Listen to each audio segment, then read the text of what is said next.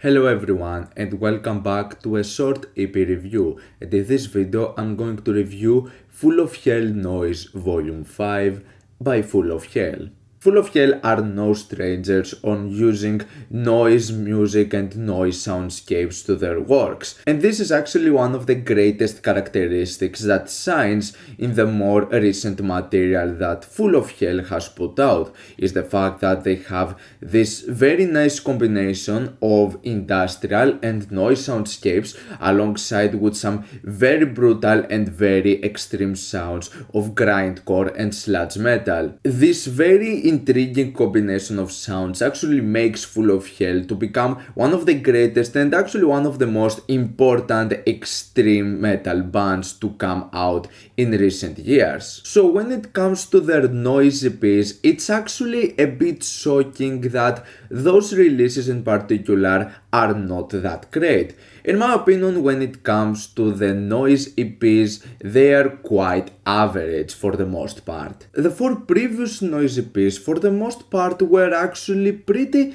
standard and pretty basic directions of noise music, and also with some elements of dark ambient and power electronics, but overall the result would just feel really safe and just really basic and average on the most part, and even at times it felt quite amateur, which, like I said, it's pretty bizarre considering how much forward thinking they are when it comes to their full-length albums, like combining elements of like noise and industrial music with their extreme metal sounds. To be fair though, the previous 4 EPs were actually some of the first works from Full of Hell in general. These 4 EPs were before they would make the 2 collaborative projects with The Body, and before they would also make Trumpeting Ecstasy and Weeping Choir. And throughout the years you can definitely see their improvement and their development when it comes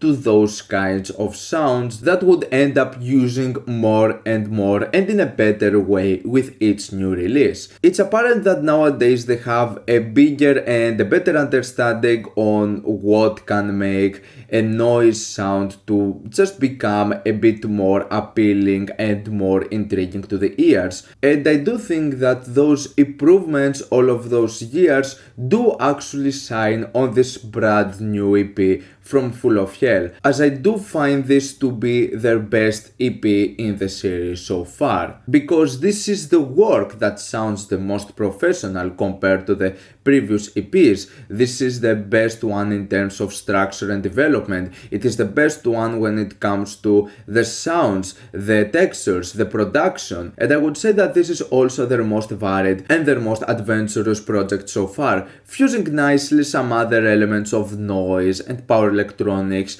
and some sort of death industrial soundscapes, though I do still think that this is a very standard and basic release overall. Like, if you are familiar with the noise scene and you have heard some noise albums, you're pretty much not going to find something out of this that you haven't heard before, or that it sounds like that much different or that much engaging. Like I said though, it is an improvement, and I do see it in some of the longer tracks out of this EP, especially with the track Nero's Cuff. I actually like the combination of those noise passages alongside with this very nicely manipulated spoken word segment. There is also the track Unwinding Reverie, which in my opinion it is kind of one-dimensional. It becomes a bit stale after a while. However, I do find this song in particular to have some very nice sounds and textures to it. But then the main issue with this EP in particular comes with some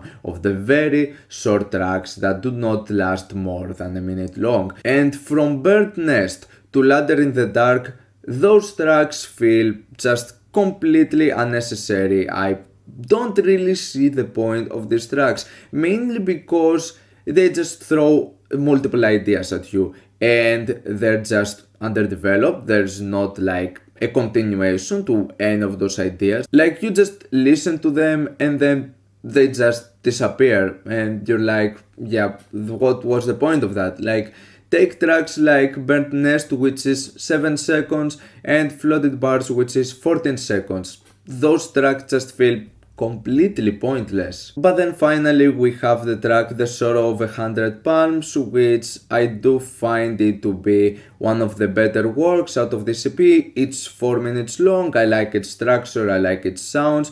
Overall, I think it is a very nice result with how this EP ends after a series of so many unnecessary filler tracks. Even if I do see their improvement on making more developed, more professional and more focused noise tracks, I still find that this release had more to be desired, even if it is their best one compared to the other EPs when it comes to noise music. However, just that by itself doesn't say all that much, since I do find this to be a flawed project and not really having something that would make me really come back to it. As for the most part, if you are familiar with noise music, you're just going to find this another sort of standard release that doesn't have that much going to it and offering in the whole scene. I'm going to give Volume 5 a 6 plus out of 10.